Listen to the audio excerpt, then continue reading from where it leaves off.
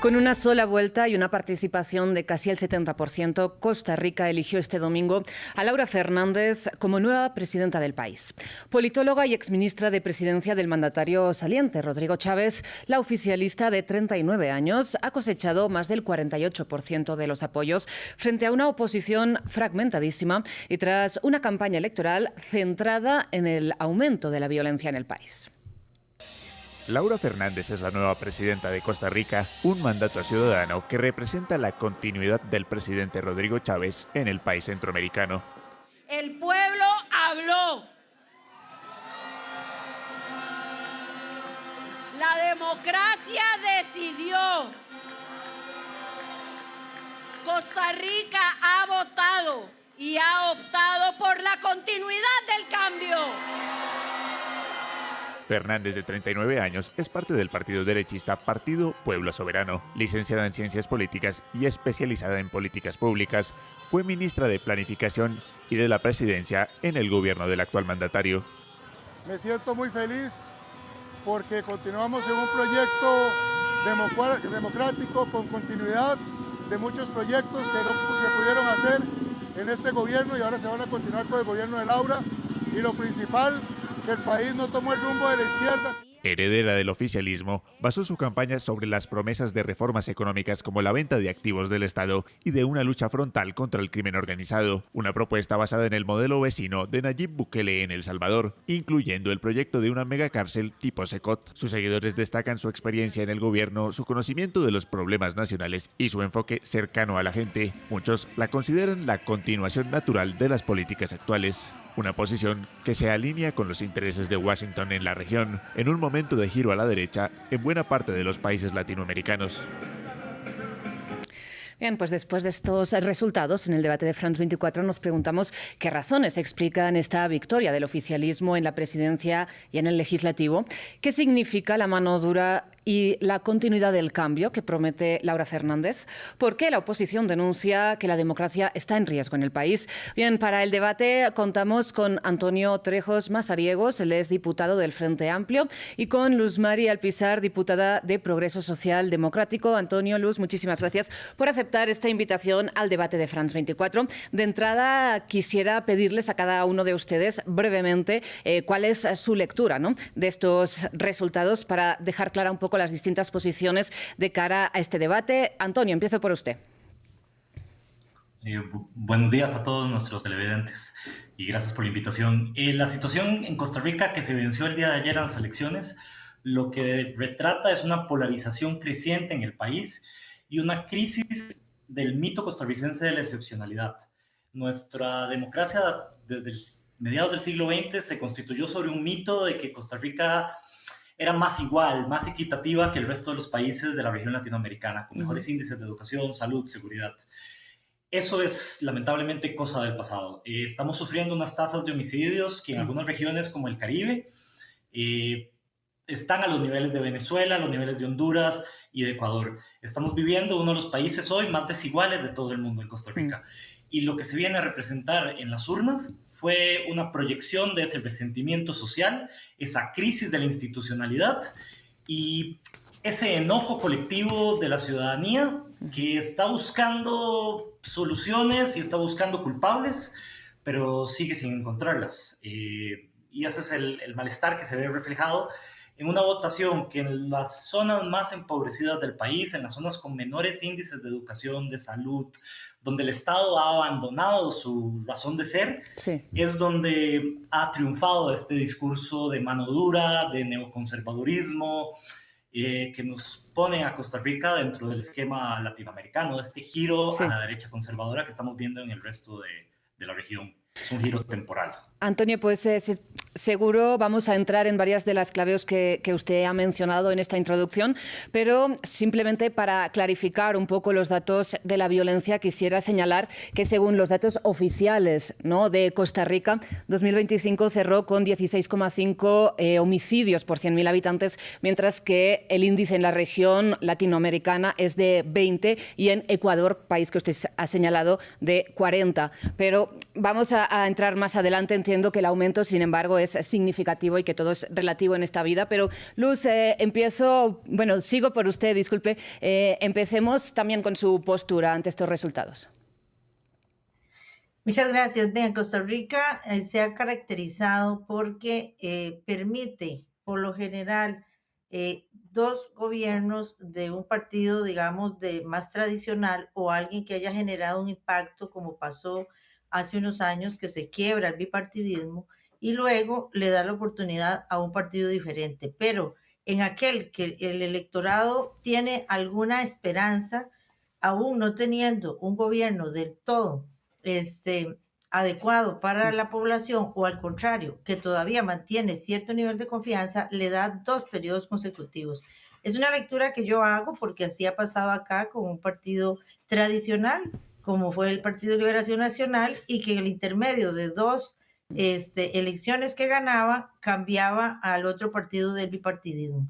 Pero desde hace ya 3 elecciones se hace una ruptura del bipartidismo y le da la posibilidad a un partido nuevo, como fue Acción Ciudadana, y aún teniendo su primera, su primera elección y todo su mandato no tan eficientes resultados, le da la segunda con la esperanza de que los problemas no se arreglan de una sola vez. Y esa es mi lectura primera que hago, porque es lo que nos está pasando actualmente. Se tiene una confianza en el gobierno y sobre todo en una figura como es el presidente de la República, con un discurso desde hace 4 años de que no se le permite trabajar y que necesita mejorar muchas cosas para poder continuar, y entonces se está cumpliendo exactamente la misma tendencia de permitirle a un gobierno que del todo no ha podido resolver, pero que sí ha tenido un discurso de que quiere hacerlo, pero que necesita más poder.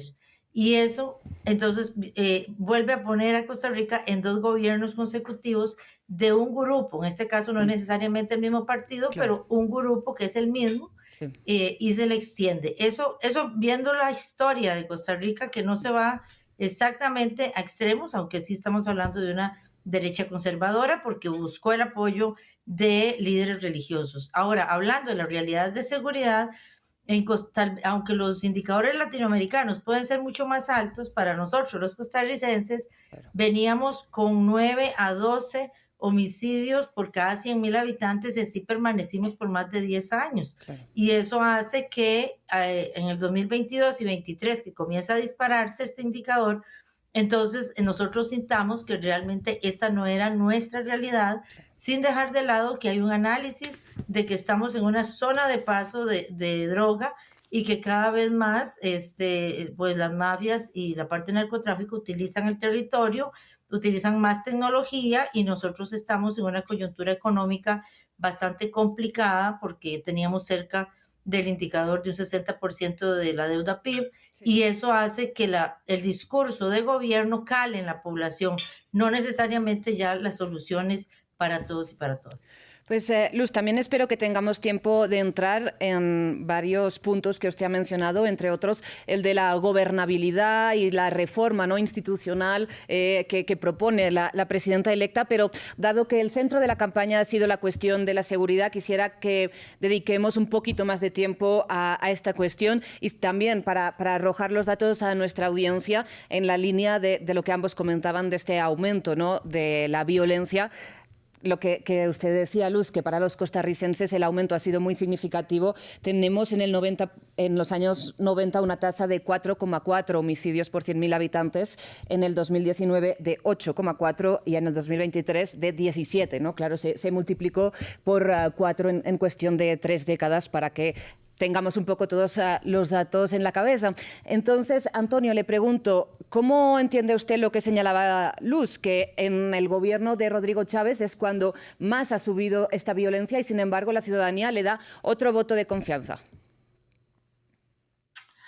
Las crisis generan miedo en la ciudadanía y por eso nos vamos a la provincia del Caribe, a Limón, en Costa Rica. Si bien la tasa de homicidios nacionales 17 por cada 100.000 habitantes, como bien mencionabas, en Limón esa tasa llega casi a 38 por cada 100.000, es más del doble. En Limón, donde la participación ciudadana en las elecciones es más baja, las personas, si bien a nivel nacional fue cerca del 70% de la participación, en la provincia del Caribe fue cerca del 50%, un 25% menos de participación. Y en una situación donde lo que se está generando es miedo, crispación social, un terror ciudadano ante el aumento efectivamente del ajuste de cuentas, de la violencia, discursos políticos mucho más agresivos que vienen a poner en entredicho el manejo institucional del país, la ciudadanía pues lo que busca son soluciones rápidas, soluciones fuertes, y en este marco discursos como efectivamente el discurso del presidente Bukele del Salvador, discursos que vienen incluso a prometer cercenar garantías constitucionales como el derecho a la reunión, a la privacidad, a no ser arrestados sin una orden judicial, discursos que vienen a poner eso entredicho y vienen a amenazar esas garantías, parecen encontrar eco en la ciudadanía aterrorizada por esta ola de criminalidad que se está insertando incluso en las instituciones públicas. Me parece que esa es la situación, es una situación muy riesgosa y debe entenderse con sus particularidades, porque no es lo mismo la situación que se está viviendo en el gran área metropolitana, en las partes urbanas de nuestro país, a lo que se está viviendo en las provincias costeras. El abandono institucional está promoviendo miedo, baja participación cívica y un aumento, por lo tanto, de estos discursos de combatir la violencia, con mano dura, con la disminución de garantías y derechos. Y esa es la situación que parece reflejar el resultado electoral del domingo. Claro, más allá de los discursos, ¿no?, que se generan en estos contextos, les quiero pedir cuáles son las razones de que se haya dado este contexto. ¿Por qué Costa Rica ha pasado de ser, insistimos, ¿no?, este concepto ya muchas veces repetidos, la Suiza de América Latina, a tener este problema con el narcotráfico, con la violencia vinculada al crimen organizado? ¿Qué ha cambiado, Luz? En los últimos 25 años, 30 años, se han insertado el Estado en unas políticas llamadas liberales o neoliberales de reducción del aparato estatal, y eso en la práctica lo que implica son menos programas sociales en las comunidades. Uno viaja a las comunidades que sufren más violencia, y son comunidades donde la única presencia estatal es una clínica EVAIS, una clínica de la Seguridad Social, y alguna escuela, ni siquiera un colegio secundario. Cuando no existen oportunidades de estudio, el resultado es que hoy los jóvenes de 15 años tienen nivel de lectura, de capacidad de leer, de un niño de 10 años, de tercer grado de la escuela, porque la crisis educativa es tal de que el Estado dejó de invertir en sus jóvenes, y lo que se ha provocado pues es un caldo de cultivo de falta de oportunidades y resentimiento. ¿Resentimiento ante qué? Ante esta falta de oportunidades, justamente. Y se ve reflejada en un enojo colectivo a los partidos tradicionales, a las instituciones, al mismo concepto de la democracia. Sí. A los discursos que vienen desde un enfoque más de derechos humanos, y por eso el discurso también crea realidad, no es simplemente discurso versus realidad. Claro. Me parece que esa es fundamentalmente la situación que generó este resultado. La pérdida de oportunidades y la pérdida de inversión social en las comunidades ha generado un vacío que ha sido tomado por la violencia, por los grupos criminales que están funcionando en muchísimas zonas del país, principalmente el Caribe, pero también en la zona central. Está generando una crisis de aumento de los femicidios, violencia doméstica, un aumento de la violencia callejera, desde homicidios a otras formas de violencia, y es en ese sentido que la población tiene miedo y tiene derecho a sentir resentimiento y urgencia de soluciones. Luz, ¿está de acuerdo con el análisis que hace Antonio? Claro que sí, desde el punto de vista de que se ha abierto la brecha de desigualdad en el país por falta de políticas y de aplicación de programas que puedan venir a abrir las oportunidades en las zonas y principalmente en las costeras, que también son las que están más expuestas a el trasiego de droga y a las bandas de criminalidad, así como también a todo lo que venga a dañar la institucionalidad. Entonces, sí, se ha abierto una brecha, pero también especialmente el gobierno toma decisiones como el de pasar o trasladar la Escuela Nacional de Policías, que estaba cerca de las costas, a un lugar en el interior del país. También cambia, digamos, los puestos de control en la zona pacífica, de la zona, digamos, sur del país, donde sabemos que aproximadamente, según datos que externan los organismos internacionales, el 70% aproximado de droga pasa por el Pacífico, y el resto por el Atlántico, el 16-15% por el Atlántico, que nosotros tenemos los dos océanos, y luego el resto por tierra. Entonces, si vemos, el gobierno toma una decisión de cambio de los puestos de control y de amortiguamiento en estas zonas hacia otros lugares y deja descubierta la zona que consideramos más vulnerable.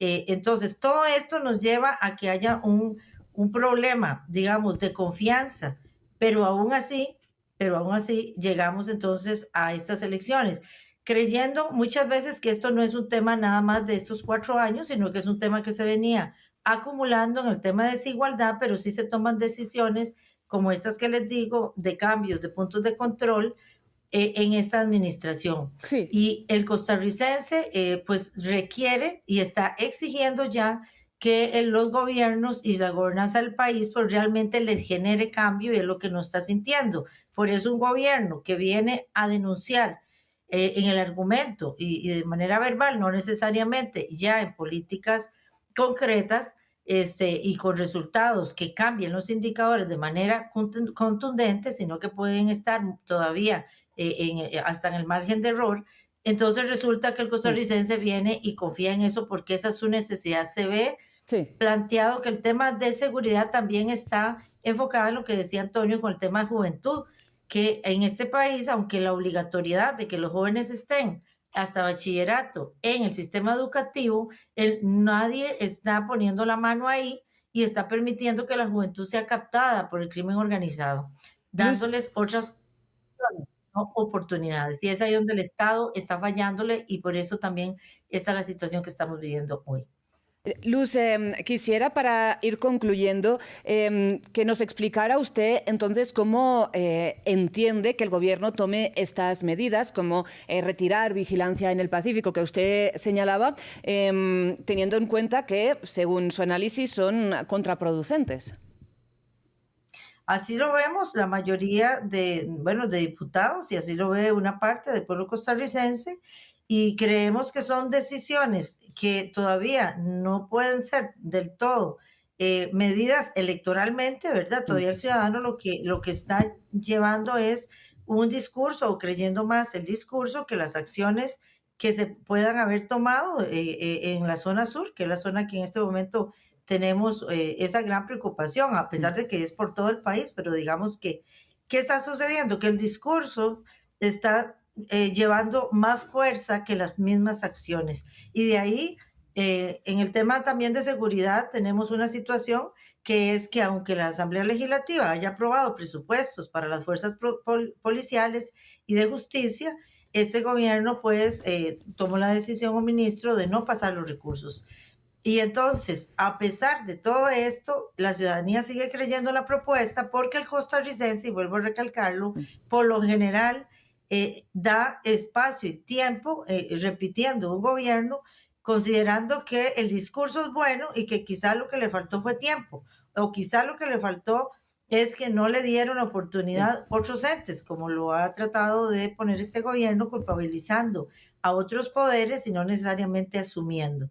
Pero el costarricense, aunque sienta todo esto, Sí. da y extiende 4 años más el periodo electoral. Y eso es permitido en nuestro país porque es un partido, no necesariamente el líder que esté al frente. Claro. Creo que será la prueba de fuego para un grupo que ha dicho que va a tener bajo control todas estas acciones, que nos Sí. parece a todos totalmente incongruente el quitar puntos de control, el no dar el presupuesto Sí.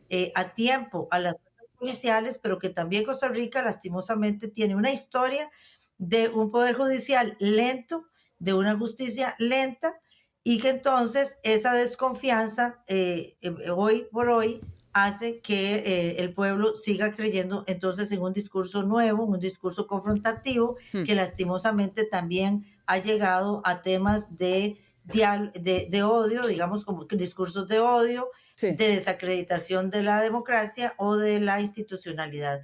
Entonces, esa es nuestra realidad hoy, pero también tenemos que pensar que al no estar los recursos no se le podría exigir del todo a las fuerzas policiales porque estamos en desventaja de todas formas, con presupuesto o no, ante fuerzas, digamos, Sí. de poder, ya de narcotráfico que es tan fuerte. Siempre hemos estado en la región, siempre hemos estado en esa vía, pero quizás no se había visto que en Costa Rica se tenía esa flexibilidad. Recordemos que somos un país de una historia democrática, de una historia pacifista, pero que en los últimos años, por esta brecha que bien decía Sí. Antonio, entonces las oportunidades no se ven y es donde la gente está dando un voto de confianza por el cambio o porque las acciones sí las van a poder tomar con más tiempo. Claro, hablemos precisamente de esta continuidad del cambio y de cómo va a cambiar la gobernabilidad del país, teniendo en cuenta que el oficialismo ahora tiene la mayoría simple en la Asamblea, ¿no? La mayoría absoluta, digamos, pero no tiene la mayoría cualificada para hacer ciertos cambios en la Constitución. Antonio, usted, por las últimas informaciones que tenemos, renueva su curul de cara a este legislativo. ¿Cómo ve qué perspectivas tiene de cara a la gobernabilidad del país? ¿Cómo cambia que el oficialismo tenga mayoría en el Parlamento? Bueno, en Costa Rica no tiene reelección continua en el Parlamento. Yo no soy parlamentario, estoy ingresaré como el segundo diputado más joven de la siguiente legislatura, a partir de mayo del 2026 hasta el 30. La situación de la gobernabilidad es la siguiente. El partido de gobierno en realidad es el partido de la señora diputada don Luz Mari Alpizar. Fue un partido que hizo un trato, un negocio con el entonces candidato presidencial y hoy presidente Rodrigo Chávez, para utilizar el partido como una especie de vehículo, de taxi electoral, y logró elegir 10 diputaciones de un parlamento pequeño de 57 que tiene Costa Rica. A lo largo de estos 4 años, el discurso del partido de gobierno fue: no tenemos suficientes diputados, suficientes curules para gobernar. Necesitamos más poder para gobernar. El Poder Judicial tampoco nos permite gobernar. Tenemos que cambiar los jueces, es parte del discurso. Pero en 4 años no se presentó ninguna reforma por parte del gobierno al funcionamiento del Poder Judicial. Intentos nada más de elegir jueces, pero no de cambiar los problemas del Poder Judicial. Ahora, la ciudadanía le ha dado 30 diputados de estos 57, es decir, una mayoría absoluta al gobierno, con un nuevo partido político conseguido mediante otro proceso de trato, de pacto con políticos locales. Es el nuevo partido de gobierno, aunque es el mismo gobierno actual. Y bueno, tendrán el reto de gobernar. Tienen una mayoría, ahora la ciudadanía se las ha dado. Y a los partidos de oposición hemos, como ciudadanos, acordado hacer la Asamblea Legislativa menos fragmentada en los últimos 20 años. Habrá un partido de gobierno que tiene una mayoría absoluta, 2 oposiciones con 17 diputados y 2 diputaciones independientes que nos corresponderá a los partidos de oposición fiscalizar, garantizar el respeto a la Constitución política costarricense y garantizar que no se estorbe, no se estropee y no se bloqueen las libertades de los ciudadanos ni de las instituciones costarricenses. Y el partido de gobierno, ahora con una mayoría, que es lo que ha pedido durante 4 años, tendrá que demostrar su capacidad para implementar planes de acuerdo con nuestra cultura política de paz, de democracia, pero planes que sean eficientes, que sean democráticos y que sean efectivos para solventar los problemas que aquejan a la ciudadanía costarricense, que van, como bien lo mencionábamos, desigualdad, inseguridad y falta de oportunidades sociales en empleo, educación, salud. Esos son los grandes retos de gobernabilidad que tendrá. El anterior gobierno se le propuso el diálogo y el gobierno dijo no es a través del diálogo, es a través de la mano dura, de tener una mayoría clara que permita implementar. El diálogo era cuestión del pasado. Bueno, pues ahora el gobierno tiene su mayoría y tendrán que demostrar o no que tienen la capacidad para resolver. Y ese es el reto democrático que nos encontraremos. Y, Antonio, Laura Fernández, aparte de prometer también mano dura, ha hablado de la Tercera República de Costa Rica. ¿Qué significa exactamente? ¿Cómo lo entienden este cambio que parece pues, el de ir en dirección, ¿no?, a una reforma constitucional? Es una gran duda, porque es como una cajita negra o una cajita blanca realmente lo que promete la señora presidenta electa. Eh, Piden una tercera república, pero no sabemos realmente, no han dicho cuáles son esas reformas que proponen, el mejoramiento institucional que proponen. En 4 años no lo han planteado, salvo por, debemos reconocer, el interés en permitir la reelección continua de las autoridades políticas. Como bien le decía, en Costa Rica no existe la posibilidad de una reelección continua. Todos los puestos políticos nacionales cumplen su cargo de 4 años y deben salir y pueden volver años después, pero no pueden entronizarse en el poder como ocurre en Nicaragua, en Venezuela, en El Salvador. Tienen que renovarse. Bueno, el gobierno ha prometido como parte de este plan de la Tercera República permitir la reelección continua. Aparte de eso, no sabemos, no tenemos realmente certeza los ciudadanos, porque no se ha planteado, no se ha permitido, no ha tenido la discusión todavía de cuáles son esos grandes cambios en la Tercera República que se propondrían. Pero lo digo como ciudadano y como joven, el país requiere grandes cambios, un nuevo pacto social que renueve y fortalezca el que constituyeron nuestros abuelos a partir de 1948, que fue la última guerra civil que sufrimos como país. Y Luz, le planteo precisamente, ¿no?, a raíz de esta imposibilidad, de esta prohibición constitucional de renovar los mandatos, Rodrigo Chávez no ha podido presentarse a estas elecciones, pero Laura Fernández asegura que contará con él, incluso ha planteado tenerlo como ministro de la Presidencia.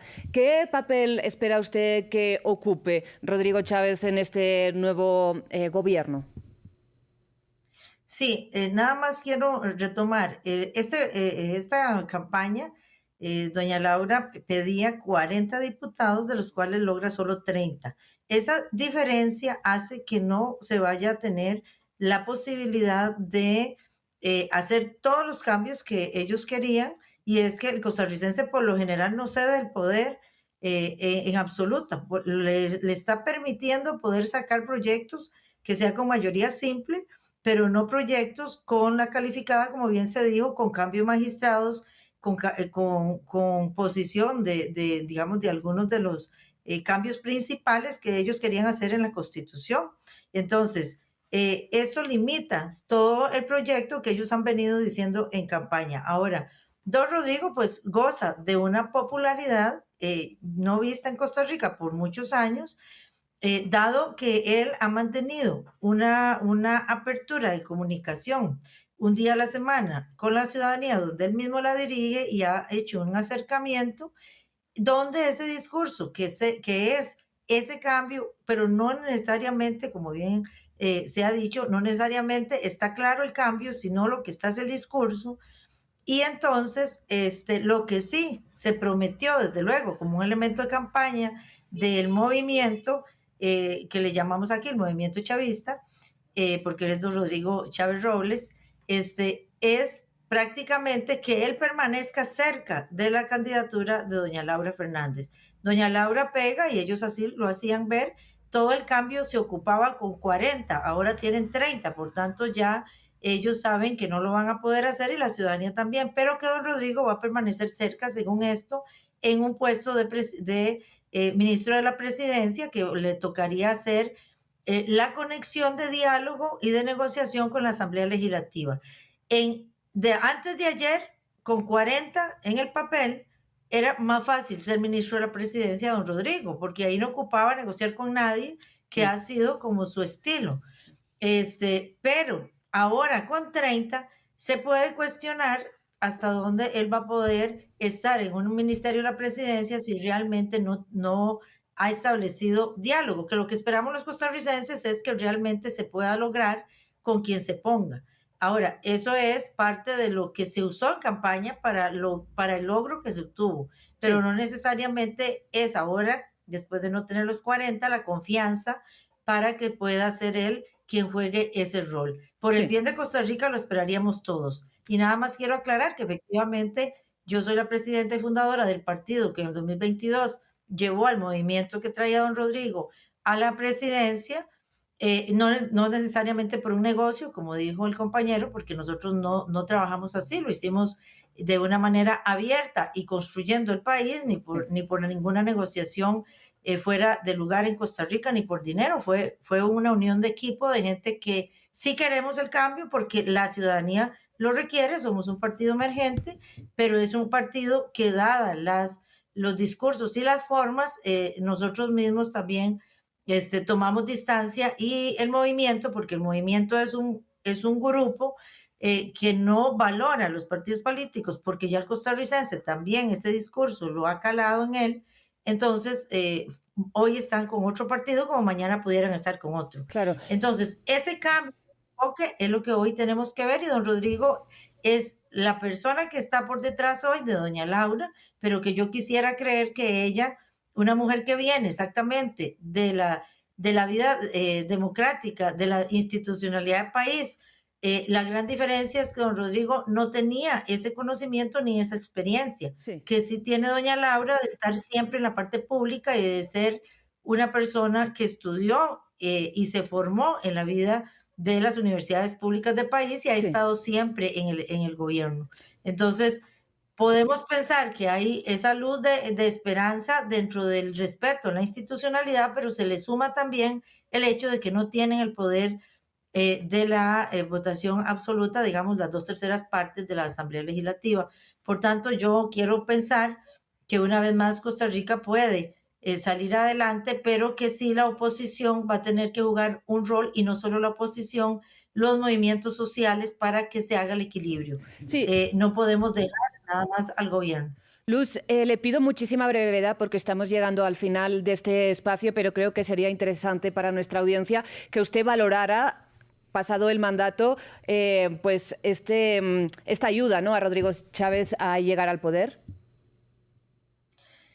Por parte nuestra, lo que hemos ofrecido y también varias fuerzas digamos que de oposición, es siempre construir en lo que se pueda en conjunto y creo que si don Rodrigo va a estar junto a doña Laura Fernández, pues tendrán que llevar ahora sí a la práctica todo ese discurso porque ahora sí el pueblo le ha dado esa posibilidad porque uno de los obstáculos que más él señalaba era que el primer poder de la República no le dejaba trabajar, Sí. cosa que yo, que soy diputada, sé que no fue así, pero que ahora él tiene todas las posibilidades para que entonces esa asamblea camine y lo que más va a tener que hacer es poder llevar realmente a las acciones que el costarricense pueda sentir de qué era lo que se ocupaba. Así es que creo que en Costa Rica somos un país con una democracia bicentenaria donde la tolerancia política Sí. ha sido parte de nuestra idiosincrasia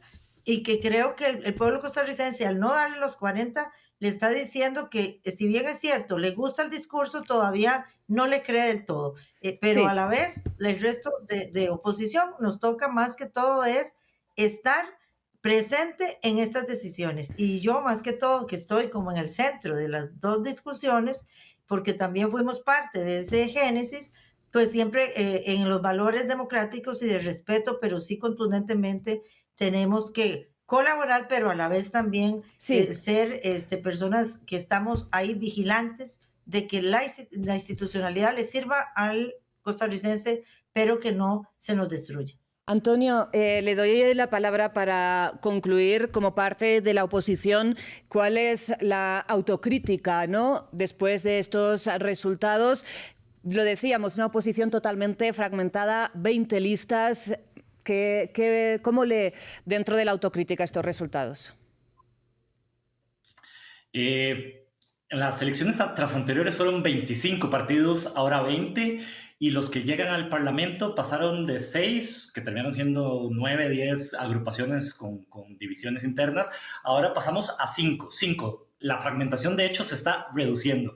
Solo 2 partidos políticos, realmente solo un partido político creció en representación parlamentaria, ese se llama Frente Amplio, y tenemos una nueva fuerza, una nueva plataforma electoral con el que el discurso del autoritarismo resultó victorioso en las elecciones, pero de las bancadas y de los procesos democráticos que existen en el país, uno solo creció en apoyo popular y ese es el Frente Amplio. ¿Y por qué creció en apoyo popular? Lo reconocen opositores, amigos, enemigos, tirios y troyanos. es por el compromiso del Frente Amplio con la defensa democrática, con la defensa de los derechos sociales, con la defensa de Costa Rica. Mientras exista el Frente Amplio, en Costa Rica existirá la democracia. Somos garantes de eso y creemos que en el marco de una polarización social es entendible la furia ciudadana. Todos los partidos políticos tienen que hacer autocrítica, los nuevos y los viejos. Lo digo particularmente como joven costarricense, la renovación es necesaria. Es un gran cambio que pasemos de un presidente como Rodrigo Chávez a una mujer relativamente joven como Laura Fernández, que ahora tiene el reto de demostrar que ella es la presidenta, que ella dirige, que no está a la sombra del anterior presidente de la República. Como joven, como costarricense, será un honor acompañar como diputado en la Asamblea Legislativa una nueva administración con la oportunidad de hacer las cosas mejor, de hacer ese análisis de autocrítica, de cambiar el rumbo y pensar ahora sí en las comunidades, en la educación, en la protección del medio ambiente, en la defensa de nuestro país. Como costarricense, vamos a agradecer esa renovación necesaria. Como frente amplista, como representante en el Parlamento, sí, de cientos de miles de personas que votaron por el Frente Amplio y que han permitido que esta bancada crezca, sí, que sea la única realmente de las bancadas que crece electoralmente. Creemos que es un compromiso absoluto con la democracia sí. y con los derechos sociales y humanos, lo que tenemos que llevar a cabo dentro de nuestra labor como parlamentarios. Pues Antonio Luz, muchísimas gracias por haber participado en este debate. Seguiremos la evolución de la situación cuando finalmente se tome posesión de esta nueva legislatura. Seguro tenemos tiempo o ocasión de volver a conversar. Antes de terminar, el agradecimiento también es para todo el equipo técnico y el equipo de producción que hace posible esta y todas las emisiones de France 24 y a ustedes, como siempre. Muchas gracias por su atención.